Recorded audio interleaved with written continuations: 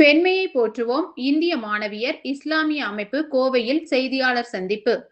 இந்திய மாணவியர் இஸ்லாமிய அமைப்பின் சார்பில் பெண்மையை போற்றுவோம் என்ற தலைப்பிலான தேசிய அளவிலான விழிப்புணர்வு பிரச்சாரம் ஆகஸ்ட் மாதம் முழுவதும் நடைபெற்று வருகிறது. இது குறித்த செய்தியாளர் சந்திப்பு கோவையில் நடைபெற்றது. மாணவிகளின் கல்வி வளர்ச்சி, முன்னேற்றம் மற்றும் நல்லொழுக்கம் கொண்ட சமூகத்தை உருவாக்குவதை முதன்மை நோக்கமாக கொண்டு GIO இயங்கி வருகிறது. தீவிர ஆணாதிக்க கட்டுப்பாடு அல்லது பெண்மையின் இயல்பை இழந்து இயங்குதல் ஆகிய இருவேறு தீவிர நிலைகளுக்கு மாற்றாக பெண்கள் தங்கள் இயல்பான பெண்மையை போற்றி சுயமரியாதையுடன் சமநிலையுடனும் வாழ ஊக்கப்படுத்துவதே இதன் முக்கிய நோக்கமாகும். ஆகஸ்ட் மாதம் முழுவதும் கருத்தரங்குகள், விழிப்புணர்வு வகுப்புகள், கலை கண்காட்சிகள், விளையாட்டுப் போட்டிகள் மற்றும் ஆன்லைன் கலந்துரையாடல்கள் வாயிலாக சமூக விழிப்புணர்வு ஏற்படுத்தப்பட்டு வருகிறது.